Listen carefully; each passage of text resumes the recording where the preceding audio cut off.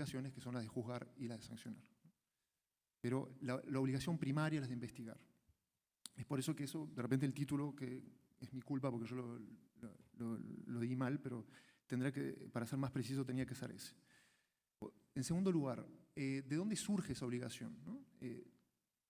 Obviamente surge en primer lugar del derecho interno, ¿no? Es decir, todos los derechos internos de creo que todos los países del mundo establecen una obligación de investigar, ¿no? En sus ordenamientos jurídicos respectivos, ¿no?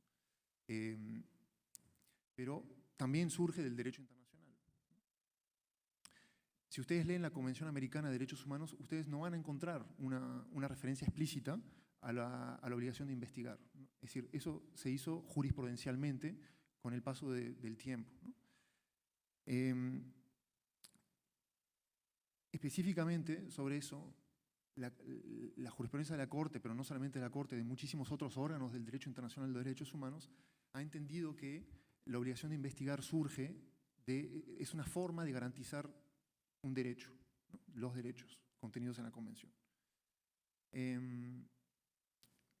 Creo que me imagino que los compañeros de la mañana o panelistas anteriores se han referido a la lógica de la responsabilidad internacional del Estado, ¿no? Es un hecho ilícito internacional surge, se conforma por dos elementos, ¿no? Un hecho que debe ser atribuible a un Estado, ¿no? Por acción o por omisión, de sus agentes o de sus órganos o de particulares que tienen la aquiescencia del Estado. O, como les decía entonces, tiene que ser atribuible, y el segundo elemento es que eso corresponda a un hecho ilícito internacional, ¿no? Con respecto a la obligación de investigar específicamente, el punto aquí es que esa obligación concierne a cualquier operador de la justicia, ¿no? Cualquier operador, no solamente los jueces, sino que cualquier investigador, cualquier persona que está encargada de llevar a cabo la investigación, está en medida de hacer incurrir al Estado en responsabilidad internacional del Estado, ¿no? ¿Por qué? Porque el hecho sería atribuible al Estado por la acción de esas personas y correspondería a un ilícito internacional, ¿no? Como les decía, entonces, desde las primeras sentencias de la Corte, en el caso de Velázquez Rodríguez, la Corte ha indicado que dentro de la obligación de garantizar los derechos, ¿no? Que son las obligaciones positivas que tienen que llevar a cabo los Estados para hacer efectivos los derechos, se encuentra la obligación de investigar.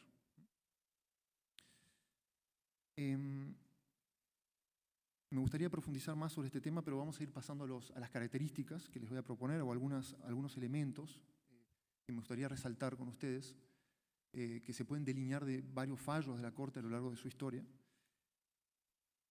El primer punto es que la obligación de investigar es una obligación de medios y no de resultado, ¿no? Eso parece obvio decirlo, pero lo que están obligados los Estados y las autoridades de los Estados es a hacer todo lo posible para determinar, cuando estamos frente a un hecho violatorio de un derecho, que puede ser cualquiera, ¿no? Todo lo posible para determinar qué es lo que ocurrió en ese caso concreto, cuáles son los responsables, pero no está obligado a llegar a un resultado, ¿no? Es decir, la obligación de investigar es como la obligación del médico, ¿no? El médico está obligado a poner toda su ciencia, su conocimiento y sus destrezas para poder curar al enfermo, pero no está obligado a hacerlo, ¿no? Bueno, no está obligado a llegar al resultado. Es por eso que muchas veces es muy difícil de determinar si un Estado investigó correctamente en un caso concreto o no, ¿no? Entonces, el primer punto es una obligación de medios y no de resultados. Es una obligación que es irrenunciable, ¿no? Los Estados no pueden renunciar, salvo algunas excepciones que de repente les voy a mencionar ahora, a la obligación de investigar, ¿no? Si se comete un homicidio, el Estado no puede, por ejemplo, per se, decir, bueno, no, esto yo voy a renunciar a la investigación, a la persecución penal de este hecho. Esto sin perjuicio de lo que acabo de mencionar, esto tiene obviamente algunas excepciones, ¿no?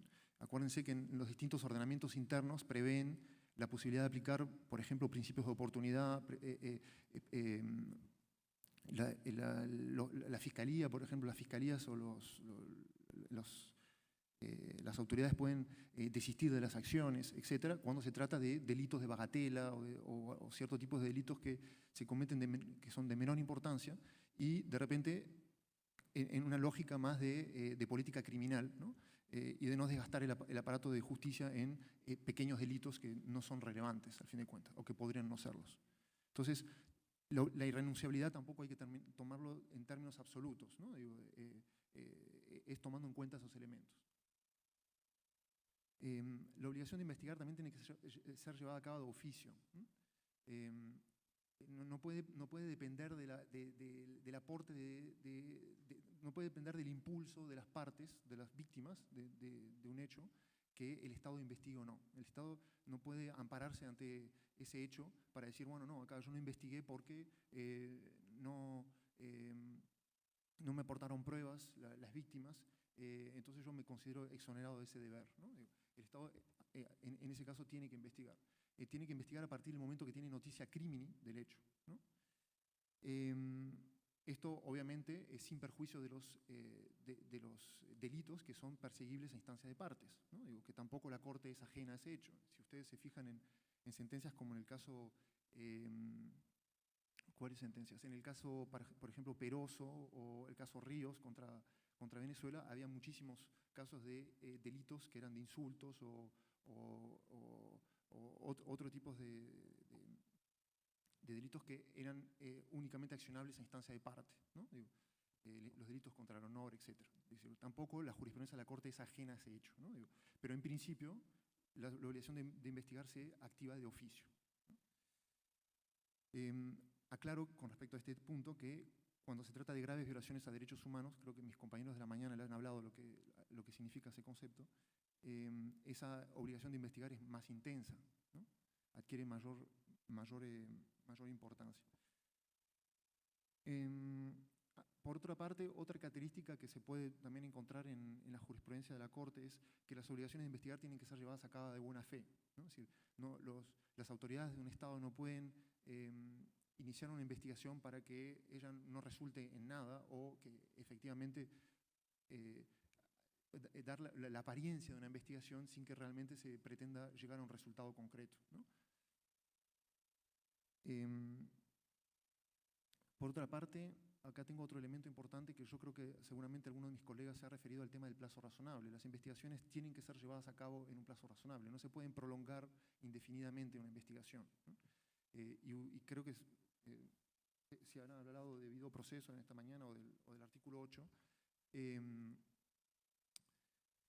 el plazo razonable ustedes saben que depende de 4 elementos, ¿no? Que es la complejidad del caso, la conducta de las autoridades, la conducta del interesado y el grado de afectación, ¿no? A las víctimas, ¿no? Entonces no voy a profundizar sobre ese tema, pero para que tengan una idea de que puedan conectar ese concepto que vieron en otro panel con lo de la obligación de investigar, ¿no? El plazo razonable de la obligación de investigar está relacionado con ese hecho, ¿no? Obviamente, si el tiempo que duró en una investigación en un caso concreto es razonable o no, dependerá de cada uno de esos elementos, ¿no? Digo, ponderados, ¿no? De acuerdo a las circunstancias del caso, ¿no? Por otra parte, tengo acá otros elementos que estuve reseñando. La obligación de las investigaciones y los procesos relacionados con las investigaciones deben ser exhaustivos, ¿no? Esto lo ha entendido la Corte de acuerdo a algunos elementos que les voy a indicar.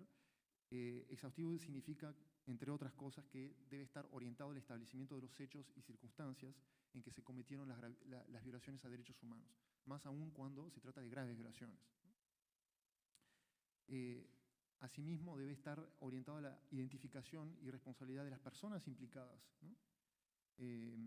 Los autores, los partícipes, y tomando en cuenta también todas las cadenas de mandos. Es muy importante en la jurisprudencia de la Corte que las autoridades no se excusan, no cumplen con el deber de investigar únicamente deteniéndose en lo que son los perpetradores directos, ¿no? Inmediatos. Pero es muy importante, de hecho es más importante, buscar subir en toda esa cadena de responsabilidades hacia los máximos responsables, ¿no? Esa lógica, esa impronta es aún más importante cuando se trata de funcionarios públicos que pueden estar implicados en este tipo de violaciones, ¿no? Es decir, la Corte en muchísimos fallos se ha referido a esa, vamos a decir, obligación reforzada que tienen los estados cuando se trata de militares, policías que pueden estar involucrados o otros agentes del Estado que pueden estar implicados en esos hechos, ¿no? Asimismo, la Corte, a partir del caso de La Rochela, diría, que es un caso contra Colombia el año 2006, empieza a hablar también de que se deben seguir las líneas lógicas de investigación, ¿no? Cuando el aparato de persecución penal o el ente encargado de llevar a cabo una investigación se descarta notoriamente de lo que son las líneas lógicas de investigación en un caso concreto, eso puede ser un elemento importante para el Tribunal Interamericano, en este caso, para que el tribunal pueda determinar, bueno, en este caso obviamente no hubo una voluntad de investigar exhaustivamente los hechos, ¿no? O no hubo buena fe, o no hubo... para ser menos abstractos, de repente les doy un caso concreto, un ejemplo concreto con respecto a este caso, el caso de La Rochela. El caso de La Rochela se trata de una masacre en la cual se había masacrado, perdón por la redundancia, a 13 de 15 miembros de una comisión investigadora de la Fiscalía en Colombia, y esas personas estaban investigando otra masacre, que es la masacre que habían ocurrido hace unos años antes, de 19 comerciantes, que también es un caso que está ante la Corte, que tiene una sentencia de la Corte. Y uno de los defectos que pudo detectar las problemáticas que pudo detectar la Corte en el desarrollo de esa investigación estuvo relacionado a que la Fiscalía, en un momento determinado, prescindió completamente de la conexión que podía existir entre esos dos hechos, ¿no? La masacre inicial que se estaba investigando y la segunda masacre, ¿no? La masacre de La Rochela. Y clarísimamente ahí la Fiscalía se estaba apartando de la lógica de la investigación, de las líneas lógicas de investigación que tendrían que haber seguido, pero de una forma muy grosera, ¿no? Bueno, esto es simplemente a título de ejemplos. Hay muchísimas sentencias de la Corte que se refieren a este concepto. Los convoco a que las puedan consultar, ¿no?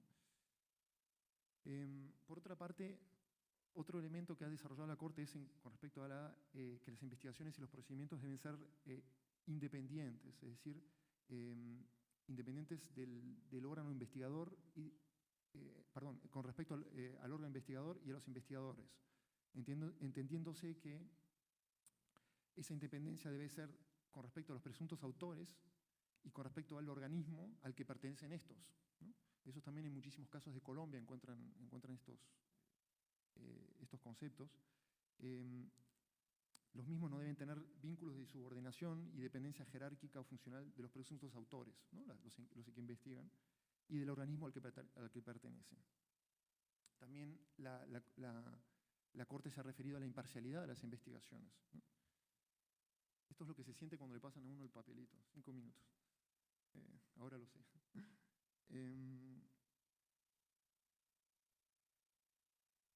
Por otra parte, otro hecho muy importante, otro elemento importante es que las investigaciones no pueden recurrir a métodos prohibidos por el derecho internacional, ¿no? Como por ejemplo la tortura, los malos tratos o las amenazas de muerte en el marco de las investigaciones. También encontramos varios casos de la Corte que se refieren a ese concepto, por ejemplo el caso Cabrera contra México, un caso del 2010,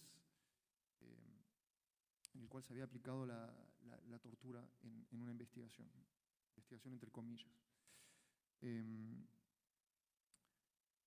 Otro elemento muy importante es que las investigaciones y los procedimientos deben garantizar y preservar los derechos de las víctimas, ¿no? Acuérdense que los derechos de las víctimas en la jurisprudencia de la Corte son absolutamente fundamentales, ¿no? La Corte ha dicho muchísimo con respecto a la conexión entre los derechos de las víctimas y las investigaciones, pero, por ejemplo, ha se ha referido a la posibilidad de que éstas puedan presentar quejas, que puedan intervenir en las investigaciones y que puedan ser informados de los avances de las mismas y a tener conocimiento de ciertos actos, como por ejemplo autopsias, dictámenes, dictámenes legistas, perdón, exhumaciones, etc. Por otra parte, se deben adoptar medidas de salvaguardia de la integridad de la investigación y del proceso para los participantes, es decir, los operadores de la justicia, es decir, las personas que intervienen en las investigaciones, los testigos, los informantes deben ser protegidos, ¿no?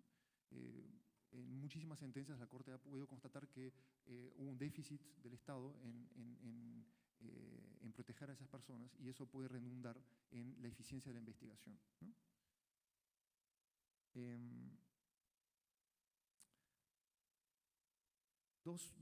Tengo unos minutos más para mencionarles algunas cosas. La Corte también ha indicado en muchísimos casos que las primeras diligencias de investigación son fundamentales. Es decir, no quiere decir que si no se hacen bien las primeras diligencias en la escena del crimen, no quiere decir que eso no se pueda subsanar con posterioridad, pero por lo general, si el Estado o las autoridades del Estado que están investigando hacen mal las primeras diligencias de investigación, es muy difícil que con posterioridad se pueda recuperar todo el material probatorio que se perdió en esas instancias. Les doy un ejemplo, que hay muchísimos en la jurisprudencia de la Corte. En el caso Pueblo Bello, la Corte pudo constatar que uno de los grandes problemas que hubo en las primeras diligencias de investigación es que cuando se estaban recuperando, haciendo las exhumaciones de cadáveres, otra masacre que había ocurrido en Colombia, las autoridades utilizaron palas mecánicas para levantar los cuerpos, en lugar de llevar a cabo unas exhumaciones con todo el procedimiento establecido para esos efectos. Y obviamente toda la prueba que se pudo haber perdido ahí es irrecuperable, ¿no? Para dar un ejemplo que es grotesco en este caso, pero la Corte le da muchísima importancia a esas primeras diligencias, ¿no? Me quedan un minuto, lo voy a intentar utilizar eficientemente. Para determinar, les quiero comentar tres cosas más. Para determinar si una investigación ha sido efectiva o ha sido llevada a cabo de acuerdo a ciertos estándares, la Corte ha utilizado otros instrumentos internacionales, ¿no? O otros instrumentos, vamos a decir, o guidelines de Naciones Unidas o otras entidades a los efectos de poder verificar la correcta actuación de las autoridades, ¿no? Ha utilizado, por ejemplo, en casos de privaciones arbitrarias a la vida, el protocolo de Minnesota conocido como el manual para la efectiva prevención y la investigación de las ejecuciones extrajudiciales. Ha utilizado el protocolo de Estambul, ¿no? Sobre la tortura, en casos de tortura, pero también ha utilizado otros instrumentos, por ejemplo, las guidelines de la OMS, ¿no? En casos de violencia sexual y guidelines del CICR también. Termino con esto, Juan Carlos, ya veo que me está mirando, que también creo que es importante mencionarlo. Esta obligación de investigar también está muy conectada con muchos otros derechos de la Convención Americana, dentro de los que se cuentan los derechos de las víctimas, los acabo de mencionar, pero también a la hora de investigar es fundamental los derechos de los procesados, de los imputados, ¿no? Es decir, el Estado no tiene que pasarle por encima a las garantías procesales de las personas para poder llevar a cabo una investigación, ¿no? Y por último, conectando también con el panel que creo que Carlos Gallo esta mañana les habló de libertad personal, es muy importante también tener en cuenta el derecho a la libertad personal y en particular tener presente que a la hora de investigar el uso de la detención preventiva, la detención previa al juicio, tiene que ser excepcional y tiene que corresponder únicamente a los fines procesales, los fines legítimos, que la Corte ha entendido que son los fines procesales, de la conservación de la prueba, peligro de fuga, ¿no?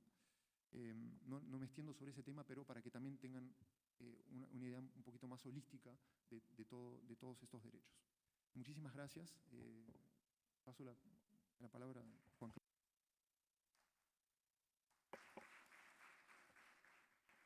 Muchísimas gracias al colega Jorge Rantonea por los contenidos a que le dio a una obligación tan difícil como significa el deber de investigar y juzgar las violaciones de derechos humanos. Y le agradezco mucho que se haya comportado con el tiempo bien y no me haga parecer como un violador de derechos humanos y libertad de expresión, diciéndole termine ya, que no es mi papel, sino es en cumplir el horario. Así que aunque parezca que lo que hago es cercenar el derecho a la libertad de expresión, pero no lo es. Paso del lado derecho al lado izquierdo de la mesa a darle la palabra a la colega Marcia Aguiluz, quien es la directora regional de CEGIL. Para quienes no conocen a CEGIL, CEGIL es organización no gubernamental, quizás la más importante del continente, en llevar lo que se llama el litigio estratégico, es decir, ayudar a víctimas a poder judicializar los casos ante el sistema interamericano de derechos humanos. Así que con todo gusto, gracias. Bueno, con la presentación me ahorró 3 filminas, entonces 1 minuto por lo menos. Bueno, en primer lugar, muy gracias a Juan Carlos y saludo a los colegas de la mesa y muy buenas tardes a todos y todas ustedes. También nuestro agradecimiento desde CEGIL a la Corte Interamericana por habernos invitado a este espacio y a ustedes por estar acá en una tarde de miércoles. Como les decía Juan Carlos, pues yo trabajo para una organización que se especializa en el litigio estratégico, una organización que fue creada específicamente para, de alguna manera, apoyar el fortalecimiento del sistema interamericano. Cuando CEGIL fue creada, no existía mucho uso y mucho conocimiento del sistema interamericano, de manera que el objetivo era precisamente representar a víctimas de casos emblemáticos, de casos estratégicos, para provocar que la Comisión y la Corte pues empezaran a generar jurisprudencia. Entonces, tenemos desde 1991 de haber sido fundados y un poco desde esa posición y desde ese lugar y desde esa experiencia es que quisiera compartirles. A mí me han pedido que me refiera al impacto de la reparación justamente sobre el deber de investigar, entonces me queda perfecta la presentación que hizo Jorge, porque me permite hablarles de qué significa todos estos elementos que él ha mencionado, o sea, qué impacto ha tenido eso, esa debida diligencia, eso que ha desarrollado la Corte en los países del continente. Y debo empezar señalando que en definitiva ha sido una de las medidas más importantes dictadas por la Corte, con un desarrollo riquísimo respecto de cuáles son las obligaciones de los estados en relación con este deber, y ha tenido impactos concretos muy relevantes. Por ejemplo, debido a decisiones de la Corte Interamericana respecto de casos que estaban siendo conocidos en el fuero militar, o sea, casos que tenían la participación de personal militar, de miembros del ejército, y que aún cuando eran violaciones de derechos humanos estaban siendo conocidas por la jurisdicción militar, la Corte Interamericana ha señalado que esto es incompatible, que este tipo de justicia o de jurisdicción militar para juzgar violaciones de derechos humanos no es una justicia independiente e imparcial, y por lo tanto ha ordenado reformas legislativas que han a su vez generado la investigación de estas graves violaciones de derechos humanos en los fueros civiles. Ahorita vamos a profundizar un poquito más. La Corte Interamericana, por ejemplo, se ha referido al uso de las amnistías y en diversos casos ha señalado que no es posible justificar que no se investiga por la existencia de una amnistía. Entonces ha señalado que este tipo de leyes, cuando se trata de graves violaciones de derechos humanos, no pueden constituir un obstáculo o un pretexto para que los estados no investiguen. La Corte se ha referido, por ejemplo, al uso o el abuso más bien de ciertas figuras procesales. Por ejemplo, en Guatemala, en un caso que nosotros tuvimos el honor de representar de una masacre, se habían interpuesto cerca de 60 recursos de amparo en un proceso de investigación penal, y habían recursos que para que se resolvieran duraban 2 o 3 años. Entonces teníamos un retraso de 10 años en el proceso porque los abogados defensores recurrían a la figura del amparo con el objetivo de paralizar el proceso e impedir que se terminara el proceso. Entonces la Corte se ha referido al abuso de este tipo de figuras. Por ejemplo, la Corte se ha referido al uso de la prescripción también, a los límites que debería tener la prescripción y si esta es procedente o bajo qué condiciones podría ser procedente cuando existen graves violaciones de derechos humanos. La Corte ha tenido un desarrollo muy interesante de algo que se ha llamado la cosa juzgada fraudulenta, y es que cuando un Estado dice, cuando llega un proceso a la Corte y la Corte determina que hay una responsabilidad y que se debe investigar y en su caso juzgar y sancionar, y resulta que eso regresa al país y luego en el país dicen, ay, qué pena porque esta persona que estaba identificada ya se absolvió y entonces en principio no podríamos volverla a juzgar por el mismo hecho, y la Corte ha dicho que si esa absolutoria se ha hecho en un contexto sistemático de impunidad o en un contexto en el cual ha habido diversos obstáculos que impiden estructuralmente hacer justicia, o si fue una absolutoria que se logró en una forma o mediante un tribunal que no actuó en forma independiente o imparcial, o que no había una intencionalidad real de someter a esa persona a proceso, se origina lo que se llama la cosa juzgada fraudulenta. Y en esa lógica, los estados no pueden decir que hay cosa juzgada para no juzgar a una persona que bajo estas condiciones fue absuelta porque simplemente no había una voluntad estructural o clara del Estado de sancionar. En otros casos, la Corte Interamericana ha desarrollado lo que se llama el deber de cooperación interestatal. Entonces, ha habido pronunciamientos muy interesantes, digamos, que resuelven algunas de las dudas que a una como abogado de país le pueden surgir, ¿verdad? Bueno, ¿qué pasa eso? ¿Qué pasa si ya hubo una absolutoria? ¿Tengo que volver a juzgar? ¿Qué pasa si hay una ley de amnistía? ¿Esto me impide? ¿Cómo eso se enfrenta de alguna manera? ¿Cómo se dialoga con la Corte Interamericana? Y son temas que han estado resueltos y por los cuales hay muchísima riqueza y a los que hay que acudir cuando se presentan este tipo de controversias a nivel interno.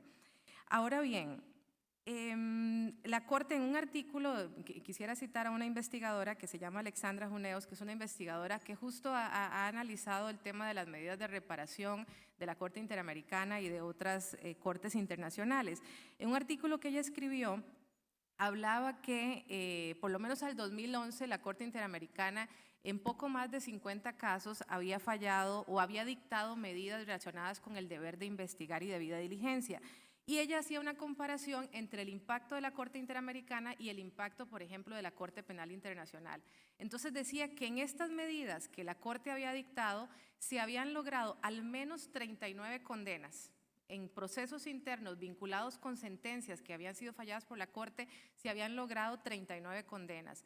Y si eso ustedes lo ven en comparación con la Corte Penal, resulta que la Corte Penal Internacional tiene ahora poco más de una década de haber sido creada y solo ha logrado una condena. Ha fallado en 2 casos y solo ha logrado una condena. Y en ese artículo ella comparaba, y lo traigo a colación porque me parece muy importante reconocer la importancia de estas medidas que la Corte dicta.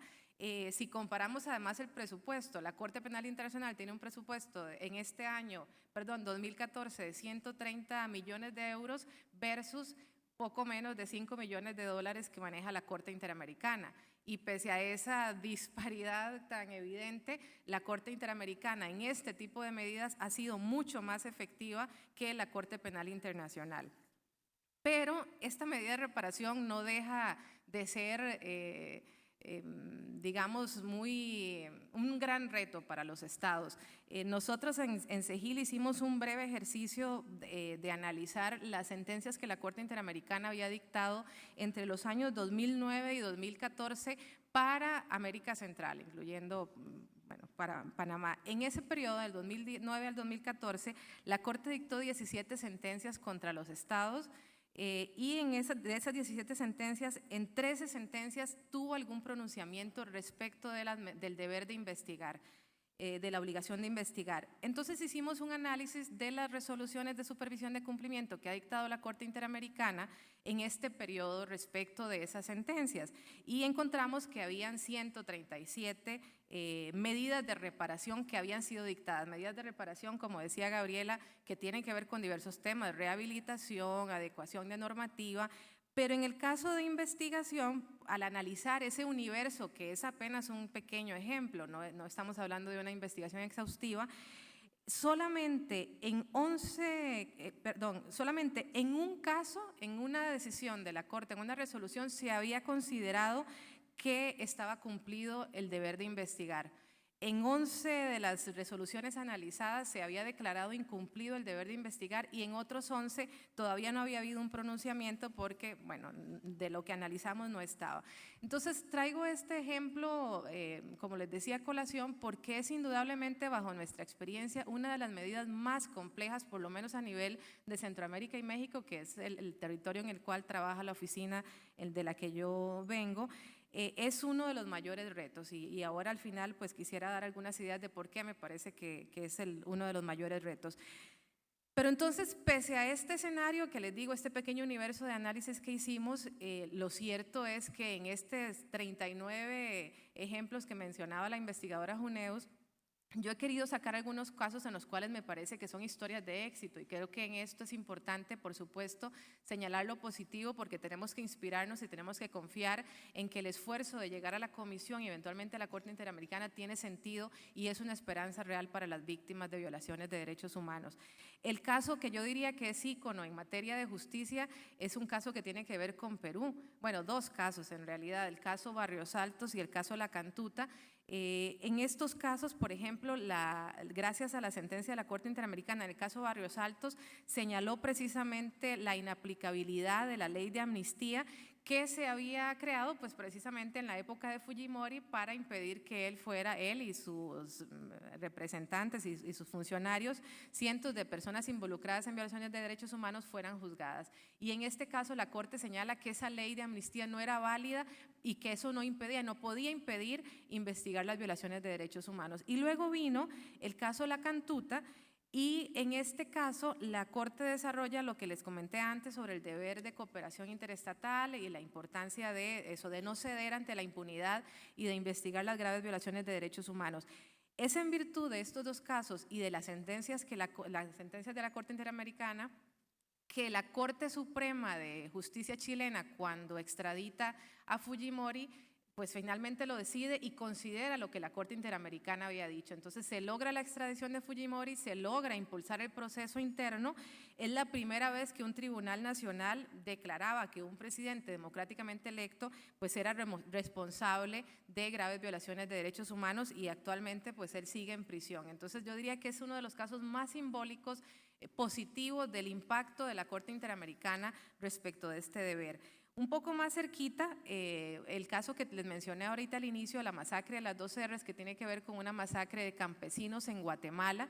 En este caso, la Corte también ordenó investigar las atrocidades que se cometieron. Es una masacre que se dio también en la época del conflicto armado. Y ahí la Sala Penal de la Corte Suprema de Justicia declaró que las sentencias de la Corte Interamericana son autoejecutables. Y si antes de esa resolución no se había avanzado en estos casos porque algunos juzgados no reconocían que la Corte Interamericana tenía algún valor de decisión interno o decían que la ley de amnistía, siempre hay muchos pretextos para no investigar. En este caso, la sala penal dice: las sentencias de la Corte, si dicen que se debe investigar y son autoejecutables en el país. Y eso origina que varios casos empiecen a moverse y, por ejemplo, en el caso de las 2 R's, se logra la condena de 5 militares por esta masacre. Entonces es otro ejemplo que me parece importante. El caso de Valentina Rosendo Cantú y otro caso de Inés Fernández, que los mencionaba ahora Gabriela en relación con la medida de salud, y que también son casos de éxito en términos de investigación. Estos son 2 casos en los cuales la Corte se pronunció respecto a la incompatibilidad del fuero militar mexicano con la Convención Americana. Allá se decía que los actos en los que estuvieran involucrados miembros del ejército tenían que ser investigados y juzgados por el fuero militar. Y estos 2 casos, en conjunto con otros que se fallaron contra México, establecieron que eso no era posible, que las violaciones de derechos humanos tenían que ser conocidas por jurisdicción civil y por lo tanto señaló que debía reformarse el Código Militar. Finalmente esto se hace el año pasado, México reforma el Código Militar, hace una reforma bajo nuestro concepto incompleta porque dejó un punto que todavía está en discusión, pero lo cierto es que aquellas violaciones de derechos humanos cometidas contra civiles ahora son conocidas en el fuero civil. Y de hecho, en el caso de Valentina e Inés, desde el año pasado están sometidos a proceso 4 militares que participaron en las violaciones sexuales de las que ellas fueron víctimas. No ha habido todavía condena, pero al menos fueron identificados estas 4 personas y ya están sometidas a proceso, y eso es en definitiva un gran triunfo que no se hubiese dado si no existieran estas sentencias. Está otro caso también de nuestra región, el caso de las masacres El Mozote y comunidades aledañas contra El Salvador. Estas masacres son las masacres las más grandes que se conocen en la América Latina, con más de 900 víctimas conocidas y otro tanto que todavía no sabemos cuántas son de víctimas desplazadas, víctimas de ejecuciones me refiero. Y en este caso resulta que en El Salvador hasta el día de hoy no ha habido una sola persona juzgada por las violaciones de derechos humanos que se cometieron en el marco del conflicto armado. Y uno de los pretextos que el Estado salvadoreño ha dado siempre es que existe una ley de amnistía. Entonces, en este caso, que fue fallado en el 2012, la Corte señaló que no puede el Estado salvadoreño alegar más, que la ley de amnistía es un obstáculo y que tiene que investigar e identificar y en su caso sancionar a los responsables. De hecho, a raíz de este caso, la Fiscalía reabrió las investigaciones. Todavía estamos en proceso y siempre hay dificultades respecto de la implementación, pero al menos ya no están alegando que no pueden investigar. Al menos se han abierto las investigaciones y están en procesos para poder identificar a los responsables. Y de hecho, la Sala de lo Constitucional salvadoreña tiene también en este momento, bajo su conocimiento, una acción de inconstitucionalidad precisamente para declarar inconstitucional esta ley de amnistía que esperamos que sea resuelta en los próximos meses. Otro caso que se falló contra Panamá, el caso Vélez Lor, que se refiere a un migrante que fue víctima de tortura mientras había sido detenido en Panamá. Y en este caso, igualmente, la Corte señaló que debía investigarse los hechos que sufrió don Jesús Vélez Lor, y algo que todavía no ha determinado en una condena, pero que para nosotros es importante por lo que significa para la víctima. Después de años y años de estar insistiendo en que tenía que reabrirse las investigaciones respecto de las personas que lo torturaron, finalmente este año, en cumplimiento de la sentencia, el gobierno panameño llama a don Jesús vive en otro país, inclusive se le costearon los gastos para que viajara a Panamá para tomarle la declaración y para reiniciar las investigaciones. Y esto, reitero, no hubiese sido posible si no estuviera la intervención de la Corte. Y debemos también señalar que no solamente las sentencias de la Corte han sido hitos importantes en materia del deber de investigar, también decisiones de la Comisión Interamericana han dado resultados muy positivos. El caso Mariada Peña versus Brasil, que es un caso de una mujer que fue víctima de violencia doméstica por parte de su esposo. Él le disparó una noche y la dejó con una discapacidad severa, ella no puede caminar, y este es un caso que había estado por años en impunidad. Él había estado acusado de tentativa de homicidio, pero simplemente tenía orden de captura, no le hacían nada. Y en este caso, la Comisión Interamericana rindió su informe sobre el fondo. Es el primer caso en el cual la Comisión Interamericana aplica la Convención Belén do Pará, y a raíz de ese informe y del seguimiento que se dio, se logra capturar a su ex esposo y se logra que se le condene y que cumpla la pena por el delito que cometió. Y otro caso de México, que también tiene un informe final de la Comisión Interamericana, el caso de Paloma Escobar, una niña que fue asesinada en México en Chihuahua, en este contexto de violencia contra las mujeres. Y en este caso, parte de la negociación se hizo un acuerdo para cumplir las recomendaciones de la Comisión. La Comisión había señalado que tenía que darse todos los recursos y coordinar una política estatal para prevenir y para investigar hechos de violencia contra las mujeres. Gracias a este caso, el Congreso del Estado de Chihuahua aprueba un decreto mediante el cual crea una fiscalía especializada en atención a las mujeres víctimas del delito por razones de género, que es una fiscalía que está funcionando hasta la fecha. Entonces, estos son aspectos positivos, pese a que les decía, es uno de los temas más complejos para cumplir por diversas razones, porque lamentablemente no se cumplen muchas de las características que mencionaba Jorge, y una de ellas es que se pierde esos primeros momentos de la investigación que son determinantes para el éxito. Entonces, cuando tenemos una sentencia, una decisión de la Comisión 10 años después, es muy difícil luego reconstruir los hechos para determinar, pero sí ha sido posible, sí es posible, y sí es algo que con voluntad se puede hacer. No puedo yo pues estar acá en Honduras y no referirme a cuál es la situación en Honduras, ¿verdad? En Honduras se han fallado, la Corte ha conocido de 9 casos respecto de Honduras. Nosotros como CEGIL hemos tenido la oportunidad de representar a víctimas y de acompañar a organizaciones acá hondureñas en 5 de esos casos, y en 4 de esos casos la Corte Interamericana ha ordenado investigar, identificar, juzgar y en su caso sancionar a los responsables de las violaciones de derechos humanos. ¿Cuáles han sido los avances en esos 4 casos? ¿Cuántas personas han sido condenadas en seguimiento a las sentencias de la Corte Interamericana? Debo señalar con absoluta tristeza que ninguna. Lamentablemente en los casos no hemos encontrado avances.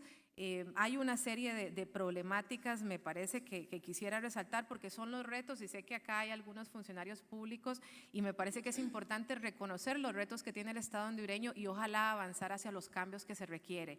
Entonces, lo cierto es que si bien en otros países se avanza en materia de investigación, por ejemplo, en lo que es investigar en el Ministerio Público, y luego puede ser que haya problemas en los tribunales, en la etapa de judicialización, en el caso de Honduras ni siquiera logramos llegar a la judicialización.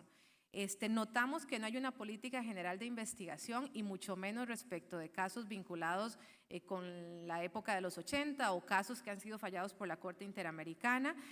Hay algunos casos que tenemos, por ejemplo, donde hay órdenes de captura contra personas que han sido identificadas. Las órdenes de captura no se ejecutan, simplemente el Estado informa que giró una orden de captura, pero nunca señala qué está haciendo para hacer efectiva esa orden de captura. Tenemos que reconocer que no hay personal suficiente y con conocimiento específico en materia de investigación que impulse, y cuando lo ha habido, lamentablemente se recurre a cambios frecuentes del personal. Entonces, hemos tenido fiscales muy comprometidos y con mucho conocimiento que no duran en esta responsabilidad ni 2 o 3 meses, porque cuando empiezan a hacer las cosas bien, debemos señalar, los cambian a otro lugar. Por ejemplo, en el caso Janet Caguas, recuerdo cuando lo litigamos ante la Corte, el Estado informó que había creado un equipo de investigación, un grupo de investigación sobre delitos contraambientalistas. Lo informó, la Corte lo saludó, a todos nos pareció fantástico, y ese grupo desapareció tan rápido como se cerró la audiencia ante la Corte. Luego nunca supimos qué pasó con este grupo y hasta la fecha, si alguien sabe si existe o ha hecho algo, pues sería muy bueno saberlo. Entonces, ese es un problema, el tema del cambio de fiscales. En general, nos parece que se requiere mayor voluntad política para hacer los cambios que este país requiere, que se requiere mayor voluntad política para investigar, para cumplir con este deber.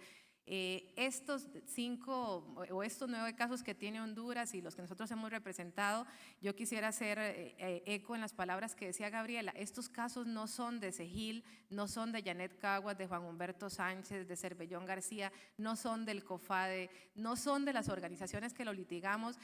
Por supuesto que para las víctimas es sumamente importante que se determine quién violó los derechos de sus familiares, quién asesinó a sus familiares, quién los desapareció, pero son casos que pertenecen a la sociedad hondureña. Y yo, mi llamado respetuoso y vehemente para que ustedes se apropien de esos casos.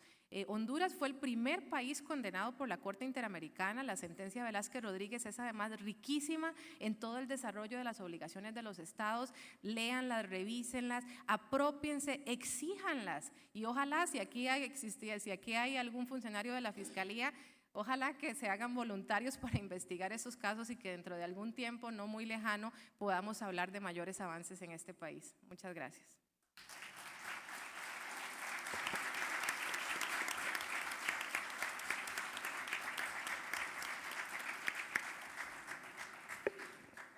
Muchísimas gracias a la colega Marcia Aguiluz. Sí hay bastante gente de la Fiscalía por aquí, solo para tu información, pero luego te los puedo presentar. Doy la palabra y al mismo tiempo doy la bienvenida a la señora rectora Julieta Castellanos, rectora de la Universidad Autónoma Nacional de Honduras, y aprovecho y le cedo la palabra.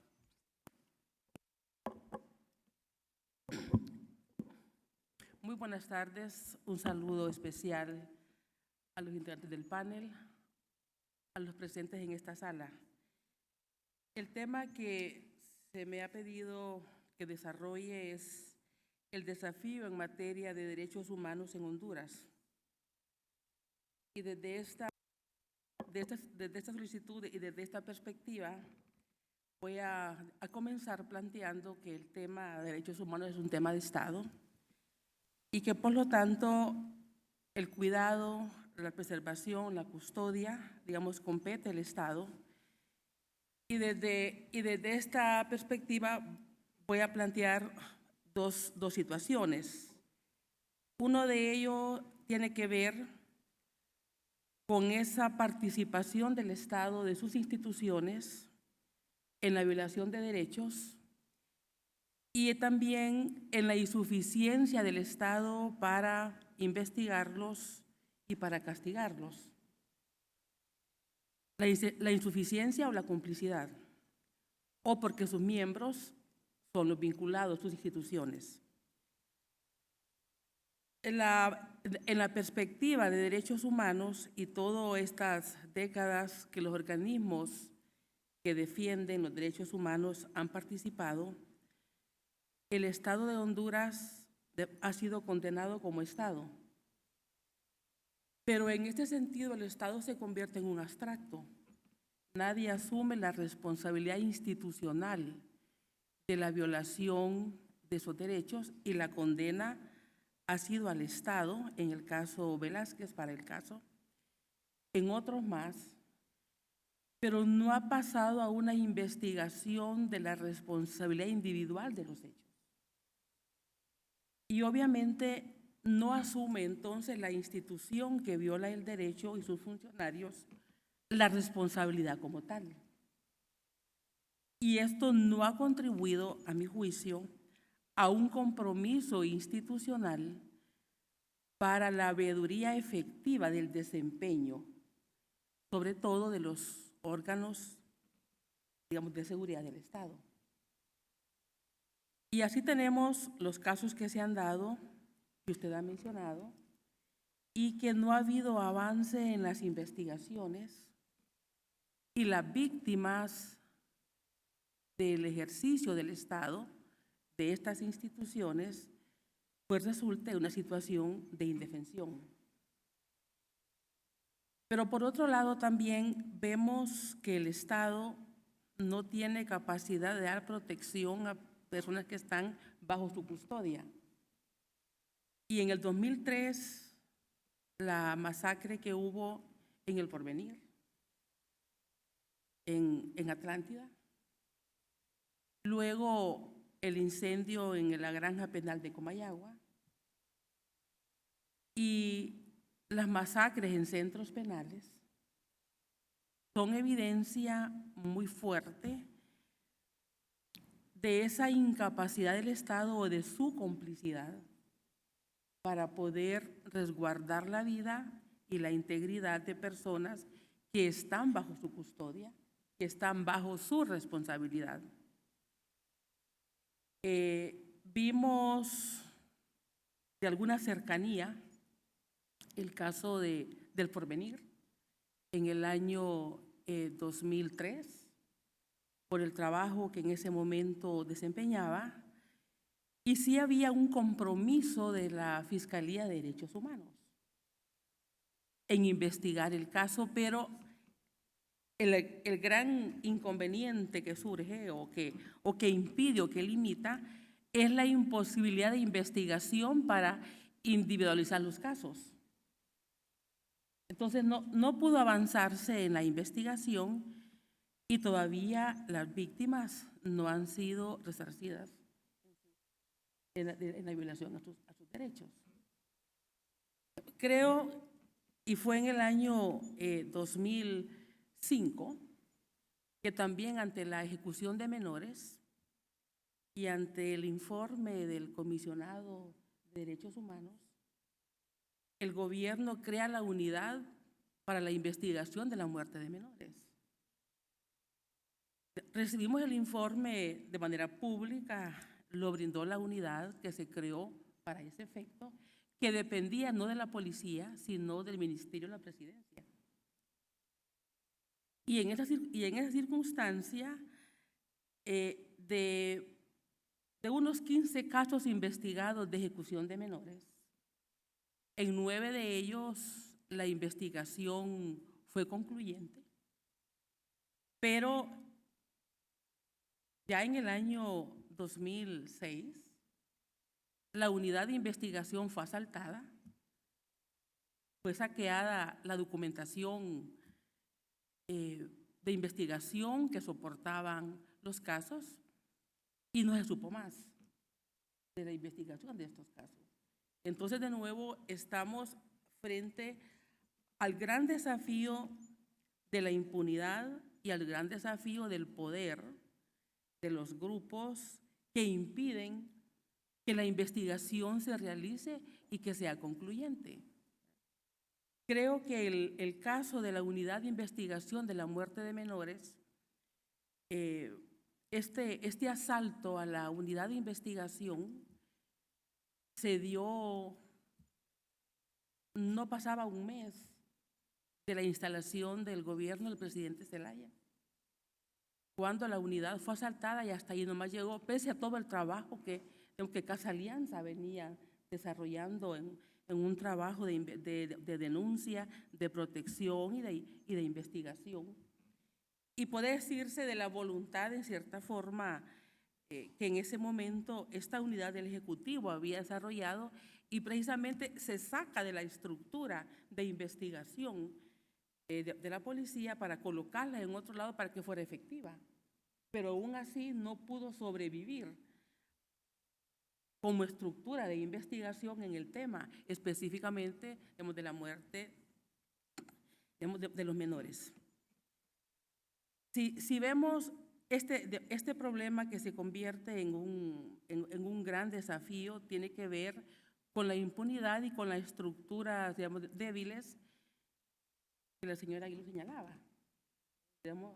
Y que uno no sabe al final si es una estructura débil por falta de capacidad para investigar, por falta de recursos, o se suma también el temor de algunos funcionarios de poder penetrar en una investigación. Y también, digamos, conocemos que cuando una investigación va avanzando, quitan a los fiscales y a los policías de los casos. Cuando una investigación avanza, cuando se va llegando, cuando se está cerca, por alguna razón, el investigador se le cambia de puesto o se le asigna otra investigación o se cambia de lugar, se moviliza, digamos, su destino. No creemos que sea un acto casual, sino que tendría mucho que ver con la autoría de lo que se investiga. Y creemos que eso tiene un fondo que es de arraigo a la impunidad, que tiene que ver con el poder y que tiene que ver con la captura del Estado por parte de algunas élites comprometidas con el delito. Si vemos ya en un momento más al presente, o mejor dicho, una diversificación de los temas, vemos también la violación de derechos por la crisis y por el modelo de desarrollo. Porque estamos hablando de la violación de derechos que tiene que ver con violencia directa física, pero también hay otros que tienen que ver con el tema del acceso al bienestar de la población, sobre todo en el área de salud. Vemos que esto tiene que ver con el modelo de desarrollo, tiene que ver con la liberalización de muchos de los servicios, tiene que ver con la insuficiencia de los recursos y con las necesidades cada vez mayores. Y vemos también las solicitudes o las demandas cada vez mayores de servicios. El tema de la salud, el tema de los migrantes irregulares o los migrantes sin papeles, es un tema también que sale. es un tema profundo, de múltiples raíces sociofamiliares, comunitarias, económicas, pero también se ve la ausencia del Estado y la protección de derechos. La inseguridad en general, pero específicamente los grupos más vulnerables. ¿Quién asume los derechos de estas personas? ¿Dónde está el Estado? Creo que el tema pasa por el papel del Estado cada vez más distante de las personas y el Estado cada vez más ausente en las políticas de bienestar. Y esto lleva a una situación, digamos, de la población y de la ciudadanía cada vez con derechos más vulnerados. En esta perspectiva, cuando nosotros vemos un poco los casos de América Latina, digamos, recuerdo el caso de la Cancuta, porque me encontraba en ese momento en Lima, cuando estaba el juicio, y lo que significó realmente, pero siento que hay como dos tendencias, o tal vez más, pero para nosotros, o la lectura a la distancia, para nosotros más visibles, son aquellos casos de países donde el Estado se ha ido fortaleciendo y el Estado ha sido siendo capaz de someter a sus élites a la justicia. El caso de Perú es uno de ellos. El caso argentino también, donde es el fortalecimiento propio, digamos, del Estado, es el ascenso al poder de partidos o de movimientos con otras visiones, con otros conceptos, con otros compromisos que llevan a la justicia a sus élites. Pero otros países donde llevar a la justicia a algunos de esos élites, eso ha correspondido más a acciones internacionales que a la propia dinámica nacional de los países. Y al menos en mi lectura, este caso fue el Chile, con el caso Pinochet. No hubiese sido posible sin una acción internacional. Y luego comenzaron el resto de temas. El tema de la corrupción era intocable para este periodo, y después que es capturado por orden del juez Garzón, empiezan a caer otros temas de su administración, empiezan a caer otras personas que le acompañan en su equipo. Pero por una acción interna eso parecía mucho más distante. En el caso de Honduras, me parece que no hemos tenido un caso con una presión internacional que lleve al sometimiento, o sea, digamos, que conduzca o que ayude al sometimiento de sus élites. Y tampoco parece que hay internamente, o ha habido internamente, quienes han ostentado el poder, disposición y voluntad para someter a la justicia. Porque una cosa es que un gobierno o un presidente tenga un resarcimiento económico para la familia. Repartir dinero no cuesta, sobre todo si no es de uno. Llevar a la justicia y someter a las élites es otra cosa. Digamos, lo primero puede malinterpretarse como voluntad, pero en realidad para combatir la impunidad no es que haya un resarcimiento a las víctimas con dinero. Y las víctimas que aceptan esto tampoco están ayudando al combate a la impunidad. Yo creo que las víctimas Lo que queremos es justicia. Y la justicia es que los autores sean sometidos a la ley. Es la única manera. Y creo que ese es el gran reto para nosotros. Y termino. Muchísimas gracias.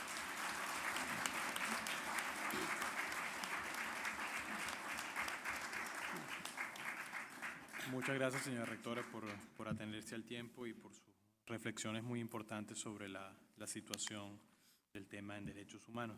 Hemos recibido un importante número de preguntas y las he ido distribuyendo a lo largo de los panelistas en la mesa. Entonces, lo que les pediría es que tomáramos unos 4 minutos para comentar las preguntas. Y no sé quién quiere iniciar, quizás por este lado, para ir cerrando. Jorge, Vela, ¿quién quiere usar? Muy bien, Juan Carlos, gracias. Bueno, han hecho varias preguntas, así que vamos a contestar algunas nada más. Pedimos disculpas por las que no estamos contestando. Los 4 minutos empiezan ahora. Comenzaron antes. Una de las preguntas se refiere a la posición de la Corte sobre los testigos protegidos. La Corte no tiene una posición específica al respecto, por lo menos que yo sepa, ¿no? Pero obviamente se podría subsumir esa situación dentro de lo que yo les mencioné sobre la obligación de proteger a las personas que están involucrados en los procesos y en las investigaciones, ¿no? Y bueno, eso sería de repente el caso de los testigos protegidos, ¿no? El Estado en esos casos está obviamente obligado a prevenir que le ocurra cualquier cosa a esas personas y si no lo hace correctamente, podría de alguna manera ser un elemento que se podrá tomar en cuenta eventualmente en su responsabilización internacional. Se me han hecho también preguntas sobre lo del plazo razonable. Estuve fijándome y a ustedes no las han explicado bien esta mañana porque no tuvieron una ponencia al respecto, entonces yo me equivoqué. Y sobre el tema de los 4 elementos, para determinar cuál es el plazo razonable. Yo pasé muy por alto ese tema, pero asumiendo que ya se había mencionado en otra ponencia, pero básicamente, como les mencioné, cuánto es que dura una investigación o un proceso depende de varios elementos y dependen de cada caso concreto y de cada situación, ¿no?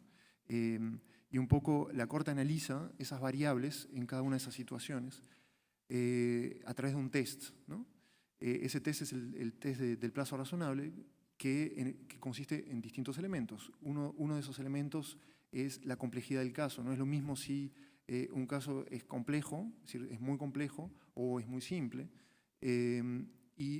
Cuanto más complejo, digamos, la tolerancia del organismo internacional o la tolerancia a la hora de analizar la extensión de la duración de esa investigación es más grande, ¿no? Y cuanto más sencillo es más pequeño, ¿no?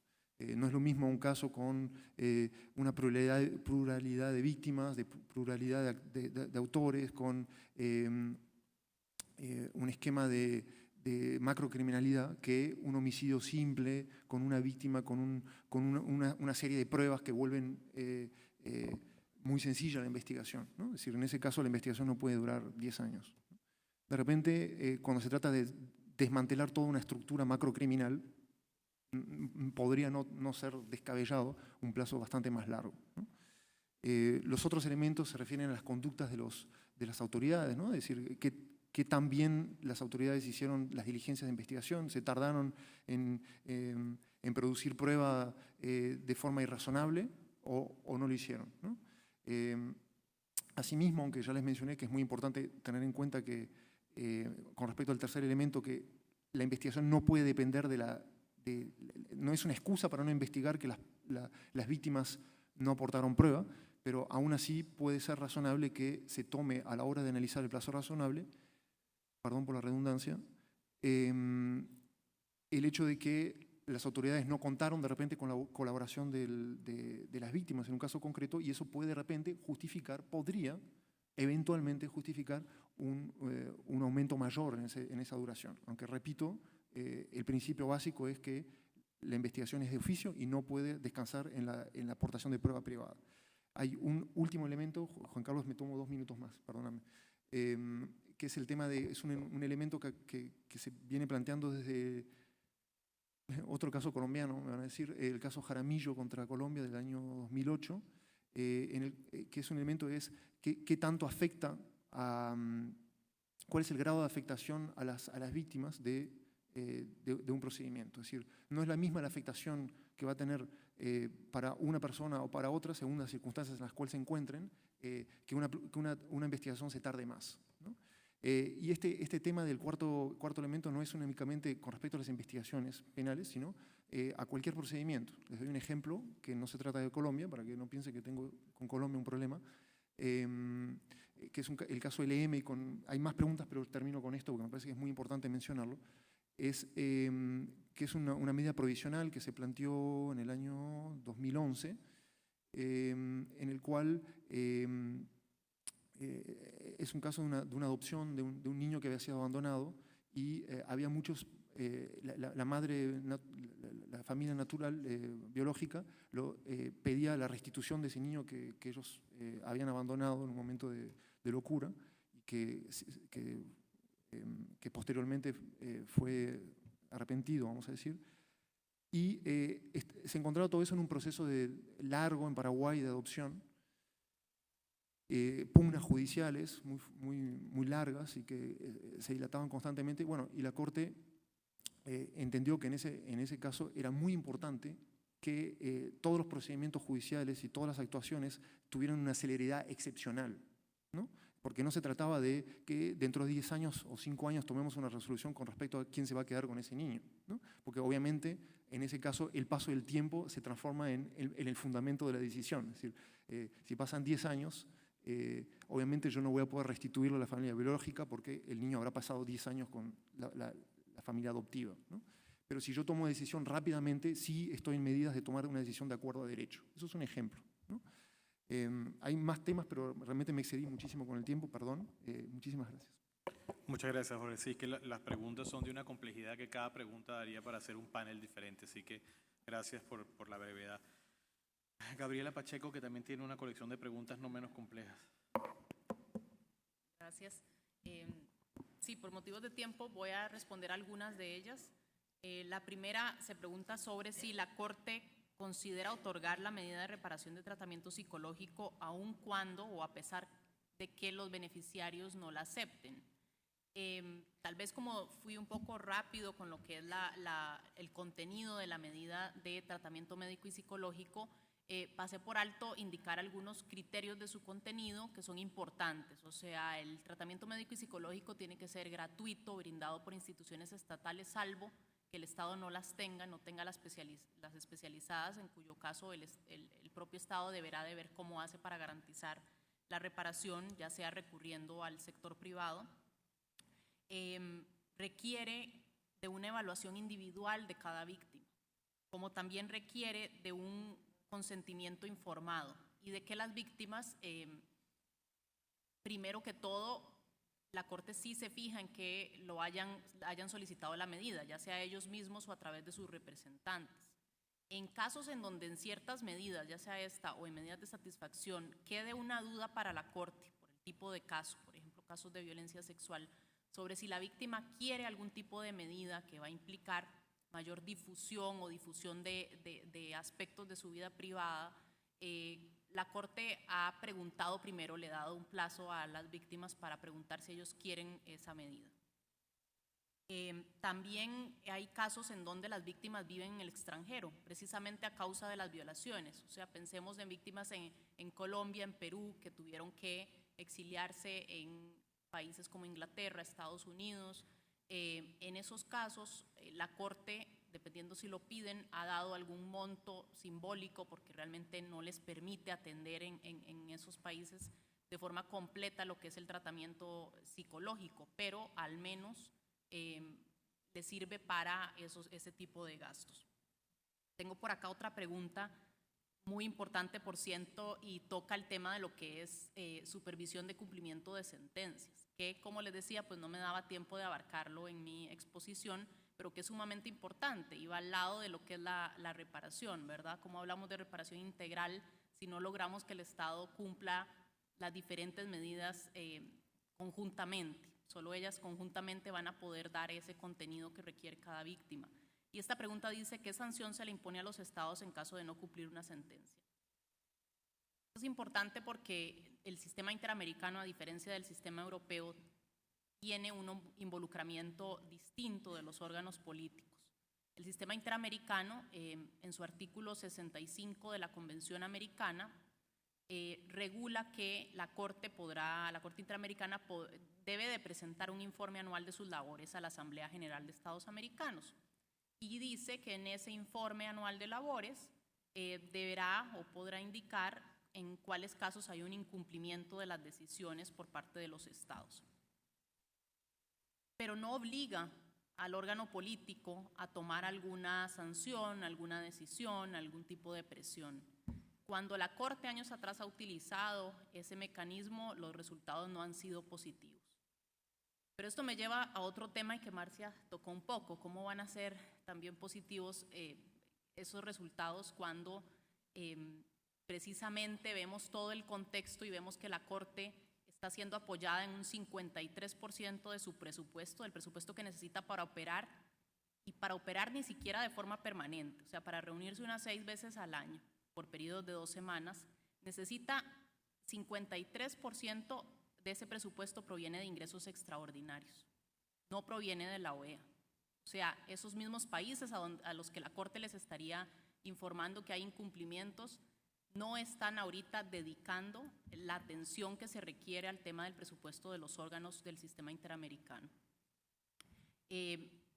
Los fondos de la Corte provienen de ese 53% de donantes de países europeos, como también de contribuciones voluntarias de países como Costa Rica, México y Ecuador, que como digo son voluntarias y un año la quieren dar o la quieren bajar o subir. Eso también pues afecta el presupuesto de la Corte.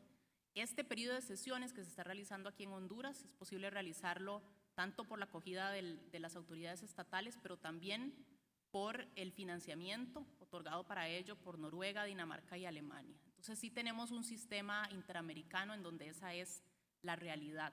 La Corte, ante esa realidad, lo que ha hecho es enfatizar la supervisión de cumplimiento que realiza. Enfatizarla como, bueno, realizando una supervisión, en una parte es escrita, le pide informes a los estados, observaciones a los representantes y a la comisión, y por otro lado también intenta dentro de su reducido tiempo de convocar audiencias de supervisión de cumplimiento, ya sea audiencias privadas y excepcionalmente son públicas, en donde también incita un poco a las partes a reunirse, a llegar a acuerdos, a caminar hacia ese cumplimiento, y emite resoluciones de supervisión o supervisa también mediante notas escritas del presidente, donde le vuelve a recordar al Estado información que debe de aportar, o le recuerda que los representantes, por ejemplo, indican que no ha cumplido con X o Y punto de una medida y le pide información específica sobre esos puntos. Entonces esa sería la respuesta a esa pregunta. Y por acá tengo otra pregunta sobre, me piden ejemplos de casos contra Honduras en que la Corte haya resuelto en sentencia. Eso me tomaría mucho tiempo y aquí me están haciendo mala cara. Entonces, los remito a una reciente publicación que hizo la Asociación para una Ciudadanía Participativa, Así Participa, que se llama Hechos que hacen historia, informe sobre el estudio de las sentencias de la Corte Interamericana de Derechos Humanos contra el Estado de Honduras, en donde tiene un contenido de los 8 casos que la Corte ha resuelto en sentencia contra el Estado de Honduras. Tiene también un capítulo sobre el estado de cumplimiento de las sentencias y, muy importante, tiene también un capítulo sobre entrevistas a víctimas y familiares de víctimas, donde, por ejemplo, se entrevista a uno de los hijos de Janet Caguas Fernández y dan su visión de cómo ha sido el cumplimiento por parte del Estado de Honduras. Gracias. Muchas gracias, Gabriela. No puse mala cara, es que esa es mi cara normal. Le cedo la palabra a Marcia y le pido que por favor trate de concentrarse en los 4 o 5 minutos. Gracias. Ok. Bueno, me preguntan que si un Estado puede ser responsable aún sobre hechos que han sido perpetrados por terceros. La respuesta es sí. Básicamente, como les decía en su momento Jorge, la responsabilidad surge por acción o por omisión. O sea, responsabilidad directa cuando un agente estatal llega y desaparece, asesina, pero también cuando el Estado deja de hacer o deja de garantizar. Y en relación con el deber de investigar, si un tercero, el caso que les comenté de María da Peña, quien la intenta asesinar es su esposo, en principio el Estado no tendría ninguna responsabilidad por eso, pero como el Estado no investiga, como el Estado no lo captura, no lo sanciona, ahí le genera responsabilidad. Entonces, eso por un lado. Me preguntan que si la Corte se ha referido a cuál debe ser el plazo para resolver un amparo.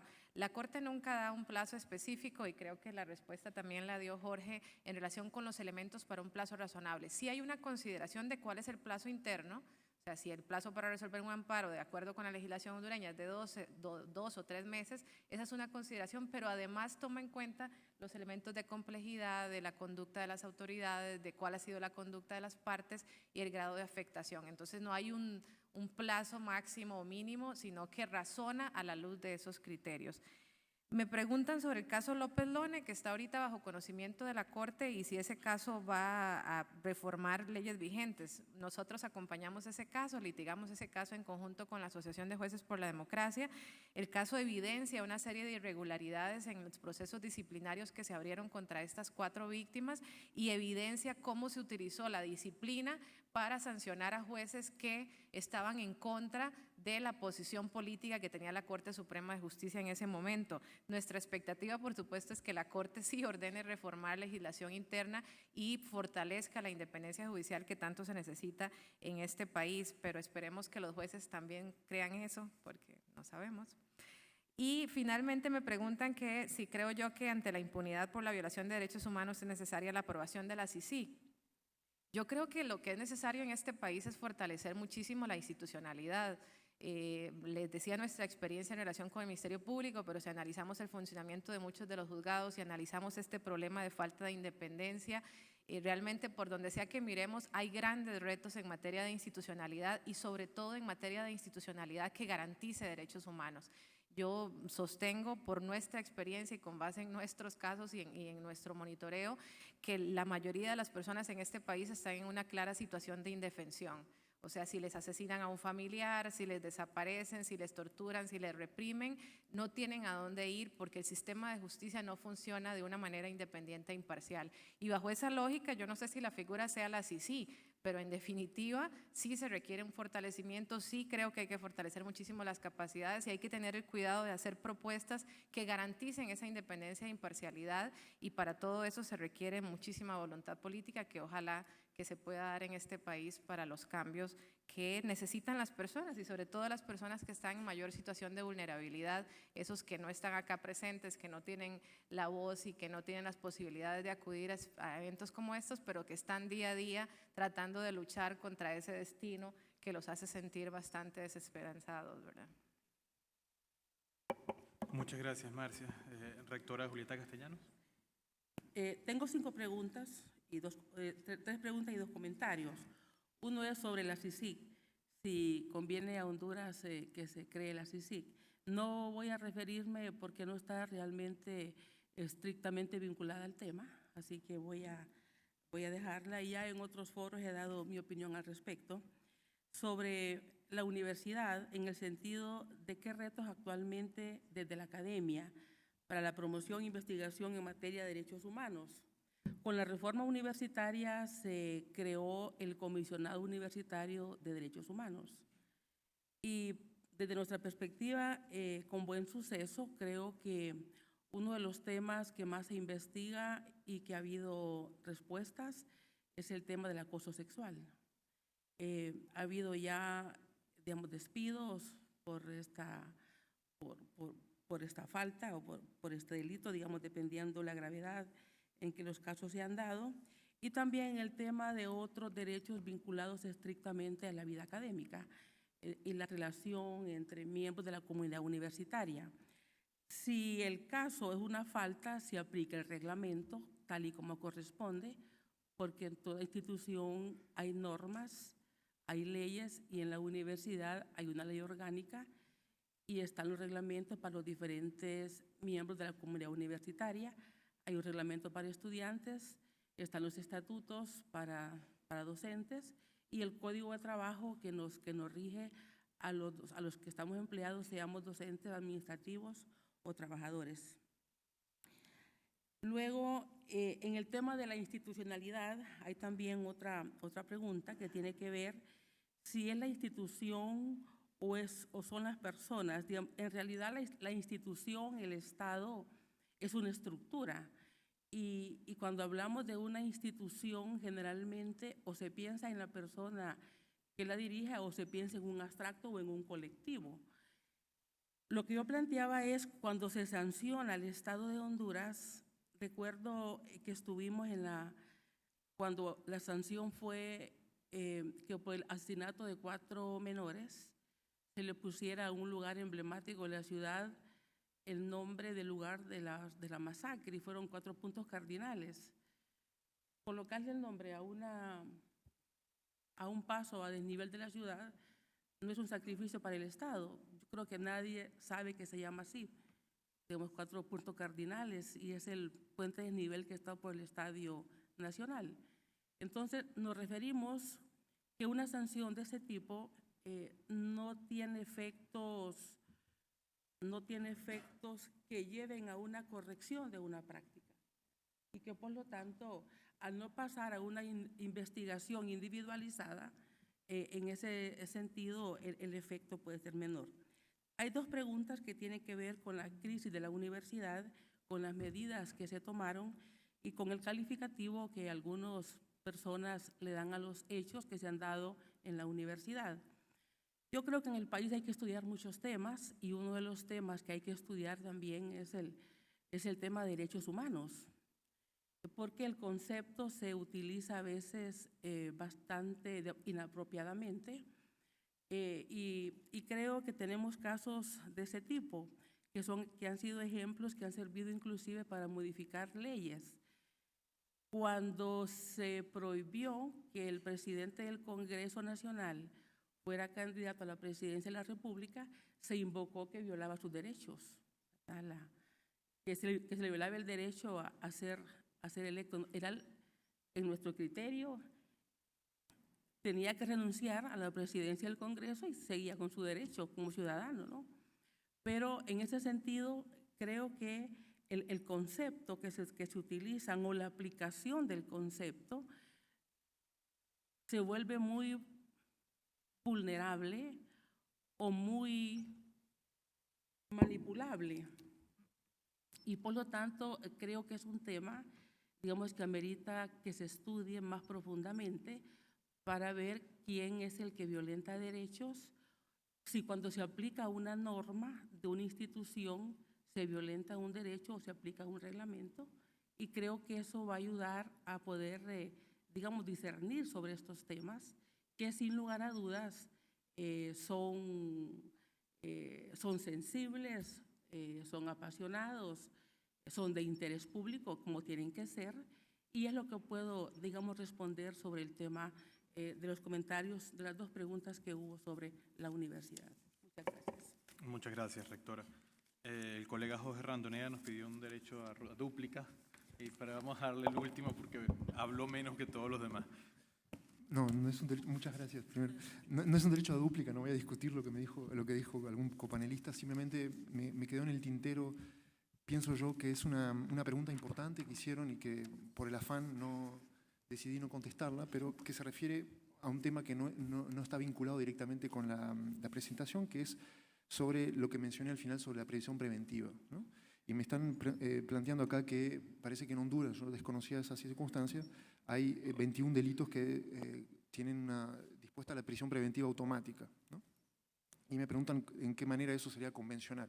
Bueno, en primer lugar, la Corte nunca se ha pronunciado sobre esa circunstancia específica en Honduras, ¿no? La jurisprudencia que hay al respecto de la prisión preventiva, que seguramente Carlos Gallo ya se refirió a la misma, es una jurisprudencia en la cual justamente esta circunstancia aparentemente no sería acorde a la Convención, sin perjuicio del hecho de que una decisión futura podría no darme la razón con lo que yo les estoy mencionando. Porque la Corte Interamericana específicamente establece en sus fallos, en el caso Chaparro ha sido muy explícita, pero desde el caso López López Álvarez, un caso de Honduras, ¿no? Si no me equivoco, que la prisión preventiva es excepcional, que cuando se aplica la prisión preventiva los estados pueden estar afectando el principio de presunción de inocencia y que excepcionalmente, repito, se puede contornar ese principio en circunstancias en las cuales se cumplen se cumple con un test, ¿no? Uno de los primeros pasos de ese test son los fines legítimos para poder aplicar una prisión previa a una condena a una persona que es inocente. Incluso cuando esa persona está en detención preventiva cumpliendo con los fines legítimos, es algo que hay que entenderlo, esa persona es inocente. Hasta que no tiene una sentencia firme, esa persona es inocente. Y poner a una persona inocente en prisión o en una jaula, no es una cosa sencilla. En América Latina, uno de los males endémicos que tenemos en nuestros países, y hablo por el mío para empezar, que hay un 70% de la población carcelaria que está en prisión previa al juicio, es la aplicación sistemática de la prisión preventiva. Las autoridades no investigan para aplicar la prisión, es decir, aplican la prisión preventiva para poder investigar. Esa es la lógica del investigador, ¿no? Por lo que, si bien la Corte no se ha pronunciado sobre esas circunstancias, sobre la prisión preventiva automática por ciertos delitos, y eso es mi opinión personal a la luz de lo que es la jurisprudencia de la Corte, es que esto afectaría el principio de presunción de inocencia, ¿no? Esta es mi opinión personal, lo repito. La Corte no se ha pronunciado respecto a este tema, pero su jurisprudencia únicamente se refiere a dos finalidades legítimas: el peligro de fuga y la conservación de la prueba, ¿no? Esas son las únicas finalidades legítimas reconocidas hasta el momento por la Corte Interamericana. El caso Chaparro, López Álvarez contra Honduras, Chaparro contra Ecuador, lo ha reiterado ahora en Norin Catrimán de alguna manera, pero lo ha reiterado. Pero hasta ahora eso es el estado de la jurisprudencia, ¿no? No quería dejarlo en el tintero esto porque me parece muy importante, sobre todo para nuestro continente, que es un problema recurrente. Muchísimas gracias.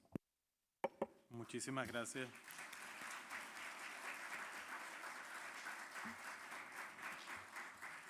A los colegas del panel, a Gabriela Pacheco, a Jorge Randonea, a Marcia Aguiluz y a la rectora Julieta Castellanos por este panel. Y no me queda más que agradecerles a todos y cada uno de ustedes. Yo creo que cuando Gabriela hacía su presentación y hablaba de lo que significaba el financiamiento de la Corte y lo que significaba la voluntad política de la Corte, no queda más que hacerles entender que la Corte existe por ustedes y para ustedes. Si los ciudadanos y las ciudadanas de América Latina no se apropian de la Corte y empujan a sus estados a asumir las obligaciones que en un momento histórico aceptaron y que hoy por hoy prefieren que el Departamento de Computación de la OEA tenga más presupuesto que la Corte Interamericana de la OEA, ese es un tema que queda como presión política en cada uno de nuestros países. Así que muchísimas gracias a todos y cada uno de ustedes por su asistencia y por el apoyo a la Corte Interamericana de Derechos Humanos.